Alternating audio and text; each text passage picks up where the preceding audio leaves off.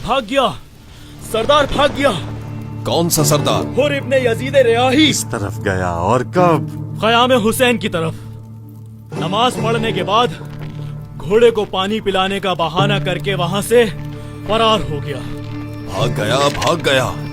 शायद वो लड़ने के लिए गया। नहीं, सुलह के लिए, अकेले, बगैर किसी असले के, ज़िरा और तलवार के बगैर। ये वही शख्स था जिसने सबसे पहले हुसैन का रास्ता रोका था।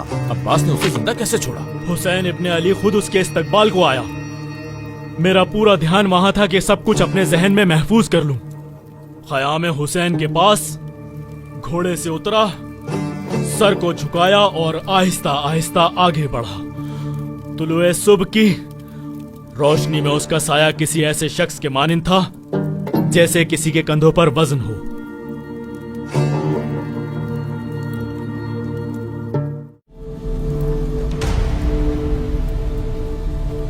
क्या उस हजारों के लश्कर में ऐसा कोई नहीं था जो हुर पर वार कर सकता?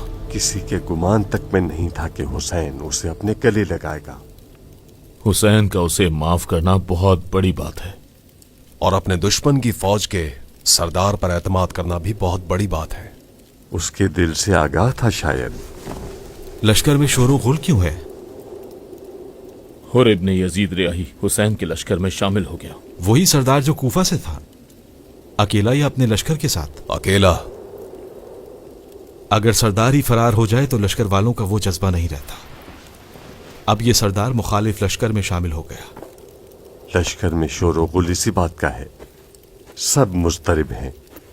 फकत उस जैसे बेवकत लोग ही मुस्तरिब हैं। सबके दिल का हाल तो फकत अल्लाह ही बेहतर जानता है।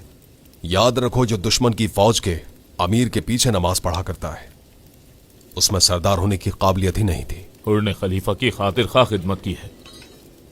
अफसोस कि अपनी जान को उस रुसवाई के बदले बेच डाला। बहुत ही अजीब जमाना है कि दिल किसी और तरफ है और वो खुद किसी और तरफ है। आंखें बंद कर लेनी चाहिए और अपनी गिरेबान में झांका जाए। मैदान में जाकर लिखोगे? डर है कि भूल ना जाऊं अबू नुमान, इस वक्त लश्कर की हालत को लिखा जाना चाहिए।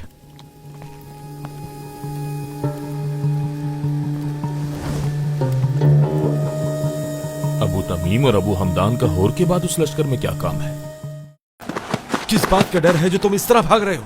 चेहरा क्यों ढापा हुआ है? मुझे क्यों रोक रहे हो? अपना नाम बताओ। मेरे नाम का क्या करना है? मुझे छोड़ दो, मेरी शहादत की राह में रुकावट ना बनो। तुम्हें उस शख्स का खौफ है जिसे तुम्हारे पीछे भेजा था? क्या कह रहे हो? मेरा नाम उर्वा है। जंग तो अभी अभी शुरू हुई है और सिपाही खैमों के पीछे से जंग के खौफ से भाग रहा है। बताओ कौन हो तुम? मुझे जाने दो।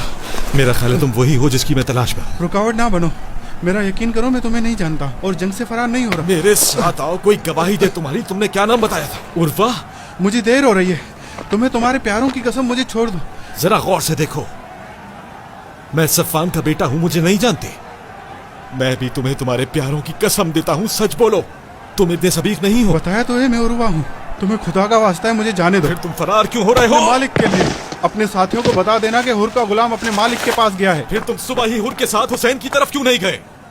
जब तीरों की बारिश बरसी, मुझसे बर्दाश्त नहीं हुआ कि हुसैन जैसा अमीर तन्हा हो। कहना कि उर्वा ने अपनी जान का सौदा इश्क हुसैन से किया है, माल दुनिया से नहीं।